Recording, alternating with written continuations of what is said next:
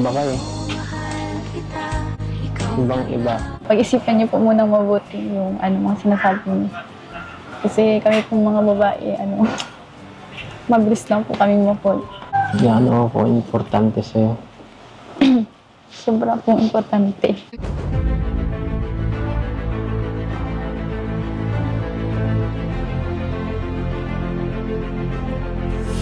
Ayun, shoutout guys. Muli, welcome to my YouTube channel. Ito po si Kuya Julay, ang inyong katugang, ang inyong kalingap, na muling babati muna sa inyo ng magandang araw, magandang gabi. Isang sulok man po tayo ng mundo naroon. At sa araw na ito, meron po tayong panibagong vlog. Pag-usapan po natin yung vlog po ni Kalingap Rab kay Beyonce, na kung saan ho, mukhang umamin po dito si Beyonce na importante po si Edo. Kaso nga lang po, mukhang naniniguro. Ngayon sa part po ni Kalingap Edo naman po, alamin natin gaano nga ba siya ka-importante. Meron na nga ba siyang chance dito po kay Beyonce, mga katugang natin, mga kalingap. At dito po sa episode na ito, nakita po natin na si Edo ho mukhang seryoso na po. Kaya ang tanong, nagkakamabutihan na nga ba ang dalawa? Talaga nga bang nafo-fall na ang bawat isa sa kanila? So pag-usapan po natin yan, maya-maya ng konti. Pero bago po yun, konting paalala po si Kuya Julay, baka sakaling meron pa po ditong hindi nakasubscribe sa ating YouTube channel, huwag natin kalimutan, Julay Paunil. Tapos pakipindot lang po yung notification bell button para lagi po tayong updated sa aking mga video upload.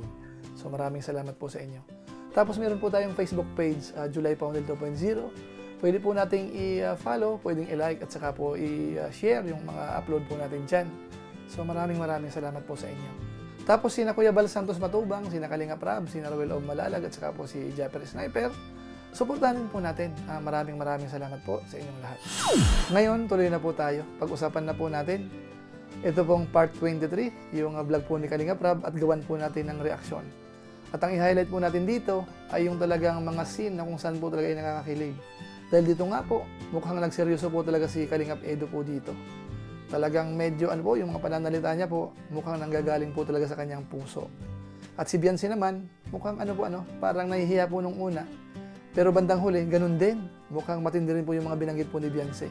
So ang gawin po natin, himay-himayin po natin yan. Isa-isahin natin, So umpisan po muna natin doon po sa part na kung saan po ay naalala po ni Kalingap Edo yung kanyang pagtalon doon sa ilog. At sinabi niya po dito kay Beyonce na sa'yo ko lang ginawa. At ang matindi po dyan, may karugtong, sa'yo ko lang gagawin. Panoorin po muna natin mga kababayan po natin. Tungkol dun sa ginawa ko nung nakaraang vlog. Tumalon ako sa bangin. Siguro naman, naniniwala ka na, no? Grabe. Ginawa ko talaga yun. Para sa'yo. Alam mo, sa'yo ko lang yung ginawa. At sa'yo ko lang din talaga yung gagawin. Kasi iba kayo. Ibang iba. Kaya mga kalingap, matindi po yung binitawan po ni Kalingap Edo po dito. Actually, yung part na sinabi niyang sa'yo ko lang gagawin, mukhang ang dating, kay Beyonce lang po pwedeng gawin yun. Parang wala siyang kabalak-balak na gawin po sa iba. So medyo po mabigat yun, mga kababayan po natin. Kaya tingnan naman po natin yung reaction po ni Beyonce. Ang ganda po ng kanyang mga ngiti, mga kababayan po natin.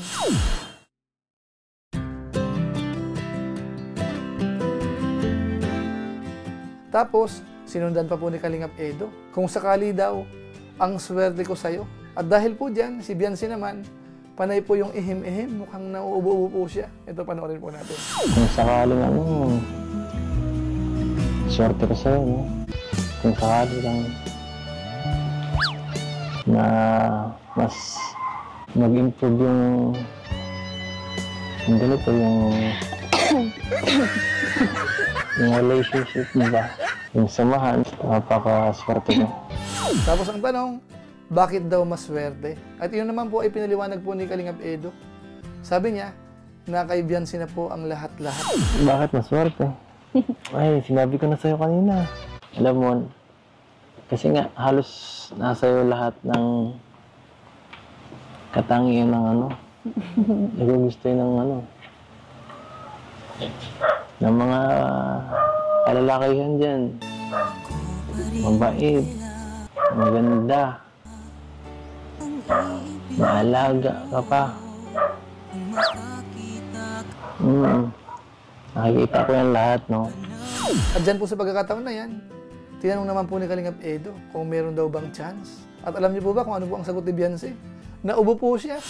Eh ako, kung sakali lang naman, eh, may ano ba, may konting chance. Oh,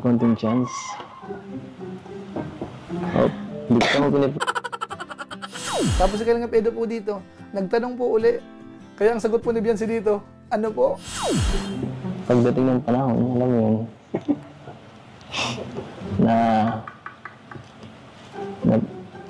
naisipin mo yung mga bagay na ganyan.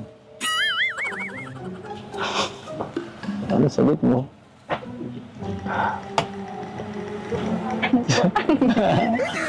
Pero dito po, ang napansin po natin, panay po ang ubo po ni Beyonce.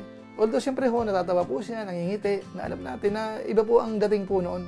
Kaso nga lang po, sa obserbasyon ko po, doon po sa mga tinatanong po ni Edo kay Beyonce, minsan hindi niya po binibigyan ng chance para makapagsalita. Yung pakiramdam ko po nung pinapanood ko, parang may sasabihin na po si Beyonce. Kaso nga lang po, meron siyang idinudugtong, may nagsasalita po uli siya na parang ang dating ay negative sa kanya. So para pong nauudlot yung ano po, yung sasabihin po ni Beyonce. Pero huwag tayong mag-alala, kasi may kasunod po uli siyang tanong. Ang tinatanong niya naman, meron bang chance?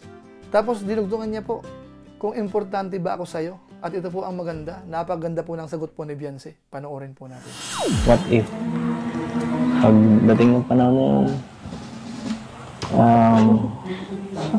kung sakali, may ano pa, may chance? May chance ba? Okay.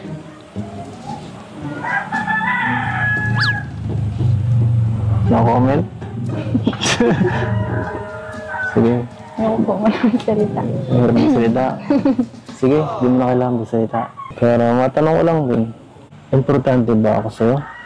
Ano naman po? Importante? Anong klaseng pagka-importante ba yan? Hindi rin po yung mga tanong niya. Kaibigan? Importante kaibigan? Ayun po, ang ganda po ng sagot ni Beyonce. Oo naman po, pambihira. Medyo grabe na po yan, ano? Matindi po itong mga naririnig po natin dito po sa dalawa. Ngayon ituloy po natin. At marinig naman po natin dito kung gaano ka-importante po si Edo kay Beyonce. Ito po, panoorin natin at ituloy-tuloy na lang po natin. Kung basta po para po sa akin, importante po kayo. Kasi kung hindi din dahil sa inyo po hindi rin po mangyayaring mga ganito. Marami pong tulong na marating. Gaano ako importante sa'yo? Sobrang pong importante. Kung tatanungin po si Beyonce, sobrang importante. Kaso nga lang po, ang dugtong naman po ni Kalingap Edo, parang kinukumpara naman po doon kina Ato, kina Tata, kay Kalingap Rab.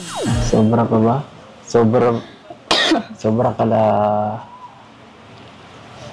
Ato, kala Yoyo, kala Tata. Karating na po ito. Basta po iba po yung size. Tapos nabanggit pa po kung anong klaseng sobra. So mapapansin po natin dito, parang merong konting mga extra-extrang sinasabi po si Kalingap Edo dito sa pag-uusap din ni Beyonce. Dahil sabi nga, huwag ikumpara. Basta ang importante po dito, sobrang mahalaga. Basta po huwag yun na po i-compare. Sobrang halaga niya po. Pero meron po magandang sinabi po si Edo po dito. Yung walang katulad. Walang katulad. Ang bira. Ganun ka rin eh. Walang katulad. Kumbaga yung tinutukoy niya, parang extraordinary po si Beyonce para sa kanya, mga kabayan po natin. Yun po ay isang kataga na kung saan yung meaning po noon ay matindi, mga kabayan po natin. Parang napakahalaga po ni Beyonce sa kanya, lumalabas. Kaya dito pa lang po, masasabi natin na parang okay na po si Beyonce kung tutuusin. Hindi na kailangang tanungin pa ng tanungin. Kumbaga marami ng binitawang salita si Beyonce dito na nagpapakita po ng pag-asa ni Kalingap Edo. Kaso nga lang po, parang bumalik po uli. Nung nagtanong naman po siya kung kailan magsa-17, tapos ang idinugtong niya po kung kailan pwedeng magpaligaw. Kaya natawa po si Beyonce at parang nagulat po mga kabayan natin. Panoorin po muna natin ito. Anong edad balak mo sana magpaligaw?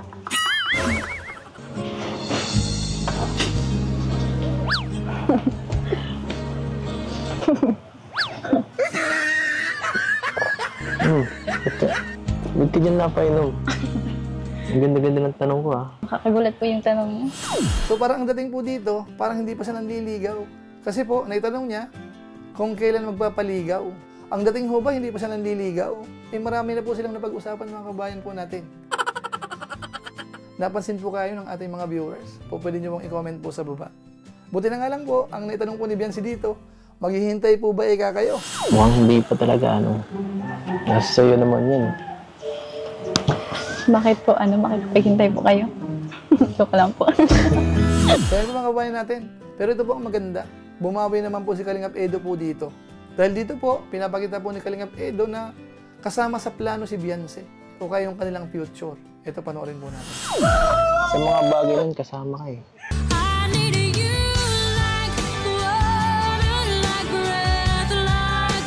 Kasama ka sa plano ko.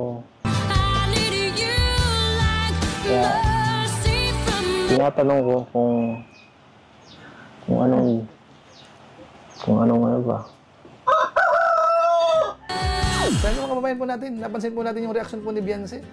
Talagang natatawa siya, nangingiti, nauubo, at parang nagugulat siya. Pero halata po natin na masaya po si Biancy. Dito po sa nagiging usapan po nila, mga kababayan natin. At dito po, mukhang paseryoso po si Kalingap Edo po dito sa kanilang pag-uusap. At dito po, parang na-feel naman po ni Kalingap Edo kung gaano po siya kahalaga.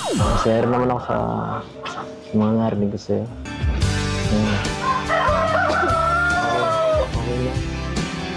Okay na rin yun. Mahalaga rin naman pala ako eh. Yun lang, sapat na yun. Ngayon, punta naman po natin yung part na kung saan po ay parang naniniguro po si Biancy. Dahil nabanggit po dito kay Kalingap Edo na pag-isipan mo nang mabuti. Bakit nga ba nasabi yun ni Biancy, mga kababayan po natin? Panoorin po natin. Pag-isipan niyo po munang mabuti yung mga sinasabi niyo. Kasi kami pong mga babae, mabilis lang po kami ma-fall. Sana all. So, sinasabi mo, tama ba yung narinig ko? Saka ang mga babae po kasi mahina po ang emosyon. Kaya dapat po yung mga lalaki Ano? seryoso po pag sa mga ganyan kasi siyempre ayaw po namin masaktan. Sino nagsabing sasaktan? Ang tagal ko ng pinag-isipan eh. Kaya po mga kababayan po natin, maliwanag po yung sinabi po ni Biancy. Yung mga babae raw po, madaling ma-fall. Kaya dapat siniseryoso po ng mga lalaki. So dito po sa binanggit po ni Biancy, mga kababayan po natin, maliwanag na po ang lahat. Ano po, kahit hindi na po tanungin, nakitaan po natin si Biancy po dito na pinapahalagahan niya po si Edo. Kaya nga po nagwa-warning po siya na i-check muna o kaya siguraduhin kung seryoso ba talaga. Ibig sabihin, ayaw niya pong masaktan. At kapag ka po ang babae nasasaktan, totoo yung kanyang pakiramdam. Sana ho nakuha po ng ating mga viewers kung ibig ko pong sabihin. Ito pong reaksyon na ginagawa po natin, sana ho na-gets ng mga viewers natin. Kung kayo man po ay kabataan, medyo may edad na, o kaya ano man po ang status sa buhay, na gusto niyo pong napapanood po ang EDSI, ibig sabihin, nakaka-relate po tayo mga kababayan natin. At kung isa-summarize po natin yung napag-usapan po nila, una sa part po ni Kalingap Edo, seryosong-seryoso na po siya lumalabas. Tapos hina-highlight niya po na si Biancy ho ay mahalaga sa kanya. May mga katangian po siyang kakaiba lumalabas. At sa part naman po ni Biancy, marami ho siyang sinabi na mahalaga rin po si Edo sa kanya. So ano pong ibig sabihin? Pareho po mahalaga ang bawat isa. Nice. At kung napansin po natin yung kanilang mga reaksyon, talagang ramdam po natin yung kanilang titigan lang po. Ngiti ni Biancy na parang nahihiya. Na alam natin na kapag tumititig, may ibig sabihin. At yun po ay may cameraman pa po sa harapan. Lalong-lalo na po kung sila-sila lang po, mas seryoso po ang pag-uusapan yan. Pero kahit po may mga kasamahan sila doon, yung pag-uusap po nila, iba po yung dating. Talaga nakakuha po ng atensyon sa mga viewers po natin. Kaya nga po siguro nagtitrending po yan, maraming nanonood, maraming sumusubaybay, maraming kinikilig. Kaya masabi na lang po natin dito, antay-antay na lang po ulit tayo sa susunod na episode dahil alam ko po yung pagpapakilig po nila mukhang walang katapusan. Yung mga pareho mahiyain, siguro po ilang po muna ang ating reaction video po ngayon patungkol po sa pagpapakilig. Pero bago tayo tuloy magtapos, isingit ko lang po muna yung patungkol po dun sa lupa. na kung saan po ay meron na, no? At saka meron po tayong big time sponsor. Maraming salamat po dahil malaking halaga po yan. Panoorin po natin. Siyempre, di natin pwedeng kalimutan. Nagbigay lang naman po siya ng 150,000 pesos para sa pabahay po ni Fiancé. So, shoutout po and thank you po kay Mrs. Ping or Tita Ping na lang po, Tita Ping Provido. Ayan. Thank you so much po. Napadala ko na ang pera sa video account mo, na-inform ko na din sila, Edo at Dr. Love. Kaya nagkulong ako ng 150,000 para madagdagan pa ang 100 square meter yung lote. Mag-add ako ng 50K once meron na papers ang lot purchase para kay Fiancé. Oh, grabe! Kaya po mga kababayan po natin, malinaw na ho. Meron na po tayong lote, 100 square meter, yung location ho, tabing kalsada. So maganda po yan. So abangan po natin din. Maganda po yan. So abangan po natin yung pabahay po kay Fiancé, mga kababayan po natin. Habang silang dalawa po ay nagpapakilig. So siguro po, yan lang po muna ang ating reaction video po sa pagkakataong ito. Hanggang sa muli po mga kababayan natin. At siyempre po, pasalamatan ko lang po muna yung ating mga followers, ating mga subscribers na lagi pong nanonood sa ating YouTube channel, sa ating Facebook page. Maraming salamat po sa inyo, lalong-lalo na po yung mga hindi po nag-skip ng ads. Masipag mag-like at saka po nag-share ng ating mga videos. Kung hindi po itong nagustuhan, pwede po nating i-share. So maraming salamat po sa inyo. So muli, ito po si Kuya Julay, ang inyong katugang, ang inyong kalingap, na pansamantalang nagpapaalam po muna. Kita-kita na lang tayo sa mga susunod ko pang vlog. Maraming salamat sa inyong walang sama pagsuporta po sa ating YouTube channel. Magpalain nawa kayo ng Diyos, mabuhay tayong lahat. God bless. Bye-bye!